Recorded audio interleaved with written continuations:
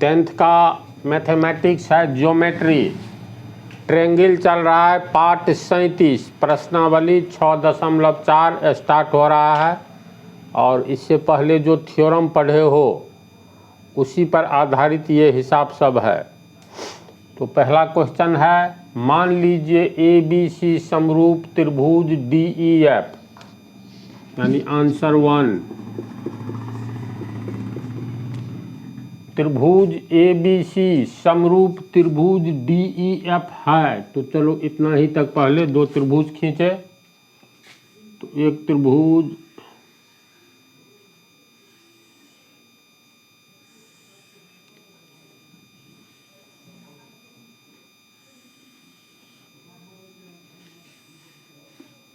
ये त्रिभुज ABC और ये DEF है, दोनों समरूप है। समरूप का अर्थ हो गया, इसमें दिया है त्रिभुज ABC समरूप त्रिभुज DEF। तो हम लोग कोण कैसे बराबर करेंगे? कोण A बराबर कोण D, कोण B बराबर कोण E, कोण C बराबर कोण F। जब दो त्रिभुज समरूप हो तो इसी ढंग से, ये तो शुरू में ही बतला चुके हैं। तो कोण A बराबर कोण D, कोण A अल्फा है तो कोण D भी अल्फा होगा। कोण B बराबर कोण E, ये अगर थीटा है तो ये भी थीटा होगा। कोण C बराबर कोण F, ये अगर डेल्टा है तो ये भी डेल्टा होगा। इसके बाद जब दो त्रिभुज समरूप होते हैं तो समान कोण के सामने की भुजा का अनुपात समान होता है। तो इसमें और क्या दिया हुआ है? चलो समान अनुपात कोण ये भुजा का निकाल लेंगे। डेल्टा के सामने AB है तो AB, इसमें डेल्टा के सामने DE है तो AB बटा DE, संगत भुजा का अनुपात डेल्टा लिए है ना। थीटा लेते हैं तो थीटा के सामने AC है, इसमें भी थीटा लेंगे, इसके सामने DF है। अब बच गया अल्फा, तो यहाँ पर खड़ा हो जाओगे तो इसके सामने की भुजा BC है और इस अल्फा के सामने EF है। तो दो त्रिभुज समरूप होगा तो यहाँ तक हम लोग रिलेशन निकाल सकते हैं। अब दिया है इनके क्षेत्रफल क्रमशः 64 सेंटीमीटर स्क्वायर और 121 सेंटीमीटर स्क्वायर है। यानी छोटका त्रिभुज का ये 64 cm स्क्वायर सेंटीमीटर स्क्वायर इस त्रिभुज ABC का क्षेत्रफल है और 121 सेंटीमीटर स्क्वायर cm स्क्वायर इसका क्षेत्रफल है। इसके बाद दिया है यदि EF बराबर 15.4 cm, ये EF दिया है 15.4 cm, तो BC ज्ञात कीजिए। ये BC ज्ञात करना है। तो जब दो ये क्षेत्रफल वाला जो थ्योरम बतलाए थे, दो समरूप त्रिभुज के क्षेत्रफल का अनुपात उनके संगत भुजाओं के अनुपात का वर्ग होता है। तो ये लिखेंगे, साबित करना, सॉरी इसमें साबित नहीं करना है, हमें BC का मान निकालना है। यानी BC बराबर क्या होगा? तो BC और EF, देखो BC EF संगत भुजा है तो लिखेंगे प्रूफ में, हम जानते हैं कि दो समरूप त्रिभुज के क्षेत्रफल का अनुपात उनके संगत भुजा के अनुपात का वर्ग होता है। ये लिख करके लिखेंगे, इसीलिए एरिया, दोनों त्रिभुज समरूप है तो ABC अनुपात एरिया DEF बराबर उनके संगत भुजा के अनुपात का वर्ग। तो संगत भुजा इसमें तीनों में से कोई भी ले सकते हैं, 3 जोड़ी में से। तो इसमें हम लोग को BC ज्ञात करना है। BC तो क्यों न BC ले, तो BC अल्फा कोण के सामने है, तो BC अल्फा कोण के सामने EF है, तो EF तो संगत भुजा के अनुपात का वर्ग यानी होल स्क्वायर होता है। दोनों समरूप त्रिभुज के क्षेत्रफल का अनुपात बराबर इतना स्क्वायर बोलो या इतना स्क्वायर या इतना स्क्वायर, सब एक दूसरे के बराबर है। तो ये लिख सकते हैं BC स्क्वायर बटा EF स्क्वायर बराबर AC बटा DF का स्क्वायर बराबर AB बटा DE का स्क्वायर। इतना लिख सकते हैं इस थ्योरम के अनुसार। लेकिन हम लोग को निकालना है BC, तो सिर्फ ये वाला इतना लिखेंगे। अब ये हो गया एरिया, अनुपात को तोड़ेंगे तो बटा होगा ABC बटा एरिया DEF बराबर BC का मान रखेंगे तो BC निकालना है। तो चलो BC बटा EF का मान दिया हुआ है, EF 15.4 cm का होल स्क्वायर, इतना होगा।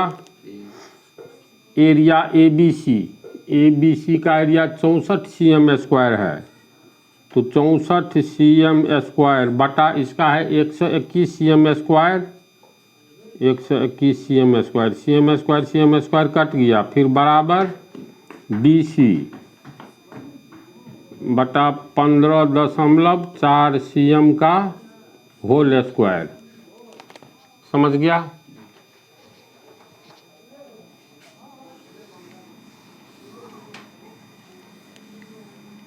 तो इसमें अब जस्ट कैलकुलेशन बच गया है। ये इक्वेशन हो गया इतना, ये हो गया तुमको। इसको पहले हम लोग लिख सकते हैं BC बटा 15.4 cm का होल स्क्वायर बराबर 64 बटा 121। समीकरण पढ़े हो, जब स्क्वायर हटता है तो आगे में रूट चढ़ जाता है, प्लस माइनस लगता है। लेकिन यहाँ माइनस इसीलिए नहीं देंगे, जो भुजा सब माइनस में नहीं होगा, 0 से छोटा होता है माइनस। तो लिख सकते हैं और BC बटा 15.4 cm स्क्वायर हटेगा तो इधर रूट 64 बटा 121, ये 64 का वर्गमूल 8, 121 का 11। तो ये हो गया BC बटा 15.4 cm बराबर 8 बटा 11। तिरछा गुना हो जाएगा, बराबर के पहले एक भिन्न हो, बराबर के आगे एक भिन्न हो तो तिरछा गुना होता है। तो BC तिरछा गुना में एक तरफा गुना करेंगे, 8 गुने 15.4 cm बटा 11, ये कट जाएगा, 11 का 11, 4, 11 चौका 44, 1.4 cm, 1.4, 8 को गुना करोगे तो 14 चौका 56 दूनी 112, 11.2 cm रिजल्ट आएगा। इसलिए BC बराबर 11.2 cm आंसर। समझ गया? क्वेश्चन नंबर 2, एक समलंब ABCD जिसमें AB समानांतर DC है। एक समलंब चतुर्भुज छोड़ दिया है लेकिन 4 शीर्ष है तो चतुर्भुज ही है, यानी इसका अर्थ हुआ एक समलंब चतुर्भुज ABCD जिसमें AB समानांतर DC है। तो जैसे समलंब चतुर्भुज कहते हैं किसको, तो ऐसा चतुर्भुज जिसके आमने सामने की एक जोड़ा समानांतर हो। जैसे मान लो ये ABCD कोई चतुर्भुज है, तो ऐसा चतुर्भुज जिसके आमने सामने की एक जोड़ा भुजा समानांतर हो, यानी एक जोड़ा भुजा समानांतर हो लेकिन दूसरी जोड़ी समानांतर नहीं हो। तो पिछले पार्ट में भी ये बतलाए थे। तो मान लो इस प्रश्न के अनुसार कोई त्रिभुज है, सॉरी कोई चतुर्भुज है ABCD, तो एक चतुर्भुज बनाएंगे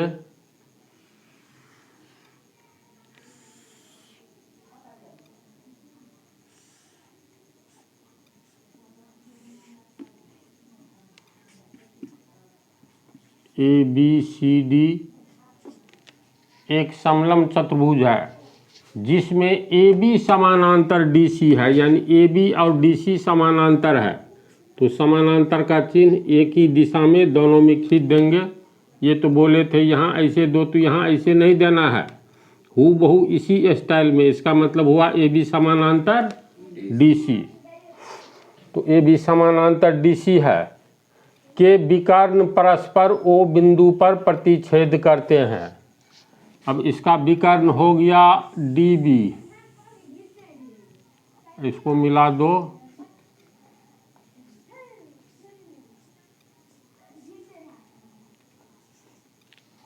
प्रश्न के अनुसार ABCD एक समलंब चतुर्भुज है जिसमें AB समानांतर DC है। इसके बाद दोनों के विकर्ण परस्पर O बिंदु पर काटते हैं जो दिया हुआ है। यदि AB बराबर 2CD, यानी दिया हुआ है AB बराबर 2CD, तो इसका अर्थ हुआ AB CD का 2 गुना है, ये AB CD का 2 गुना है। CD अगर x है तो AB 2 गुना यानी 2x होगा, ये 2x हो गया। तो त्रिभुज AOB और COD के क्षेत्रफलों का अनुपात ज्ञात करें। तो हमें ज्ञात क्या करना है, हमें ज्ञात करना है कि त्रिभुज AOB और त्रिभुज COD के क्षेत्रफल का अनुपात, यानी त्रिभुज AOD और त्रिभुज COD के क्षेत्रफल का अनुपात। तो इसमें लिखेंगे एरिया AOB का और एरिया COD का अनुपात ज्ञात करना है। विल बी व्हाट, क्या होगा, ये ज्ञात करना है। तो दोनों त्रिभुज का क्षेत्रफल ज्ञात करना है। हिसाब है ABCD एक समलंब चतुर्भुज है जिसमें AB समानांतर DC है। दूसरी बात दी हुई है DC का 2 गुना है AB, ये 5 मीटर है तो ये 5 गुने 2 है यानी 10 मीटर। ये 6 मीटर है तो 6 गुने 2 12 मीटर। ये x है तो x गुने 2 2x मीटर, ये दिया हुआ है। तो ज्ञात करना है त्रिभुज AOB यानी इस त्रिभुज का और COD ये दोनों त्रिभुज के क्षेत्रफल का अनुपात ज्ञात करना है। तो क्षेत्रफल का अनुपात ज्ञात करने के लिए हम लोग दो समरूप त्रिभुज के क्षेत्रफल का अनुपात उसके संगत भुजाओं के अनुपात का वर्ग होता है, इस पर जाना होगा। तो दो समरूप त्रिभुज, इसका मतलब दोनों त्रिभुज जो है इसको समरूप पहले करना होगा। तो प्रूफ में लिखेंगे त्रिभुज AOB एवं त्रिभुज DOC में क्या क्या बराबर है तो देख लो। चूंकि दिया हुआ है AB समानांतर DC है, जब दो समानांतर रेखा को कोई तीसरी रेखा यानी तिर्यक रेखा काटती है तो एकांतर कोण बराबर होता है। ये तुमको एकांतर कोण हो गया। ये अगर अल्फा होगा तो ये भी अल्फा होगा। इसके बाद DC और AB समानांतर रेखा है तो एक दूसरी तिर्यक रेखा CA भी काट रही है DC और AB को, तो इसलिए एकांतर कोण बराबर होगा, यानी ये कोण और ये कोण एकांतर कोण हुआ। ये थीटा होगा तो ये भी थीटा होगा। इसके बाद जब एक सरल रेखा दूसरी सरल रेखा को किसी बिंदु पर काटती है तो आमने सामने का कोण बराबर होता है, अर्थात सम्मुख कोण बराबर होता है। वैसे भी दोनों त्रिभुज का दो दो कोण बराबर हो गया तो तीसरा तीसरे के बराबर होगा, तो इसको मान लो डेल्टा है, तो ये भी हो गया डेल्टा। अब दोनों त्रिभुज में तुलना करोगे तो त्रिभुज ए ओ बी का ये कोण ले लो, तो इसको लिखेंगे कोण ओ ए बी, कोण ओ ए बी बराबर ओ ए बी थीटा है, तो इस त्रिभुज में थीटा कोण ये है, यानी कोण ओ सी डी बराबर थीटा, एक कोण मिला।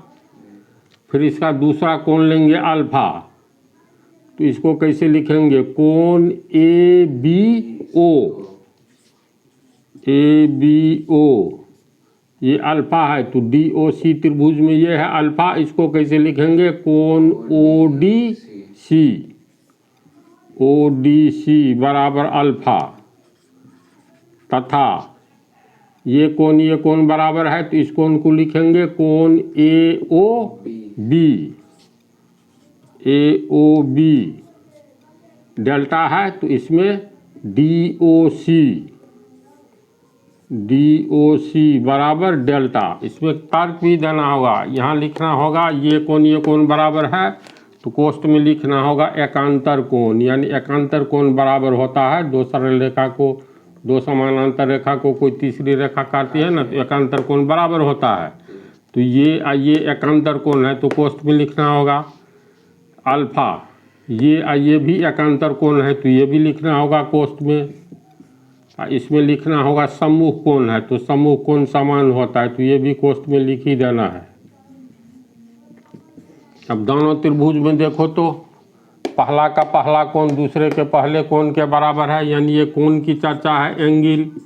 दूसरा दूसरे के बराबर है, दूसरा एंगल दूसरे एंगल के बराबर, तीसरा एंगल तीसरे एंगल के बराबर दोनों त्रिभुज में, तो ये भी ए। अतः समरूपता के सिद्धांत ए से त्रिभुज ए ओ बी एवं त्रिभुज डी ओ सी समरूप होगा, यानी त्रिभुज ए ओ सी समरूप त्रिभुज डी ओ सी, इतना साबित हो गया। इसके बाद लिखेंगे हम जानते हैं कि दो समरूप त्रिभुज में समान कोण के सामने की भुजा का अनुपात समान होता है, इसलिए जब अनुपात सेट करेंगे तो इसलिए चलो डेल्टा कोण के सामने ओ ए बी में यहाँ खड़े हो जाओ तो यहाँ से ए बी भुजा दिखलाई देगा, तो ए बी इसमें समान कोण डेल्टा ये लेंगे तो इसके सामने डी सी दिखाई देगा, तो ए बी बटा डी सी। अगर त्रिभुज ओ ए बी में थीटा कोण लेंगे तो थीटा के सामने देखो ओ बी दिखलाई देता है, तो ओ बी इसमें थीटा कोण लेंगे ओ सी डी में तो थीटा के सामने ओ डी दिखलाई देता है, तो ओ डी दो कोण हुआ। तीसरा अल्फा के सामने लेंगे तो अल्फा के सामने वाली भुजा ए ओ और इसमें अल्फा के सामने ओ सी, तो इस तरह अनुपात बैठा लेंगे। इसमें हम लोग को क्षेत्रफल का अनुपात निकालना है, ये दोनों त्रिभुज के क्षेत्रफल का अनुपात। इसके बाद लिखेंगे इतना कर ले समरूप साबित कर देंगे और संगत भुजा का अनुपात निकाल लेंगे, तब लिखेंगे हम जानते हैं कि दो समरूप त्रिभुज का क्षेत्रफल उसके संगत भुजा के अनुपात का वर्ग होता है, इसलिए अब दोनों त्रिभुज समरूप है तो संगत भुजा में कौन सा लोगे जिसका काम है, जैसे दोनों त्रिभुज के क्षेत्रफल का अनुपात उसके संगत भुजा के अनुपात का वर्ग होता है, तो दोनों त्रिभुज का क्षेत्रफल लेंगे एरिया ए ओ बी बटा एरिया सी ओ डी, दोनों के क्षेत्रफल का अनुपात निकालना है। तो इसके क्षेत्रफल का अनुपात संगत भुजा के अनुपात का वर्ग होता है। तो संगत भुजा में ए बी और डी सी दिया हुआ है, देखो ए बी और डी सी संगत भुजा है ना, तो लिखेंगे ए बी अनुपात डी सी संगत भुजा के अनुपात का वर्ग यानी स्क्वायर करेंगे। समझ गया? तो इसको जब स्क्वायर करेंगे तो अब वैल्यू बैठा देना है और एरिया ए ओ बी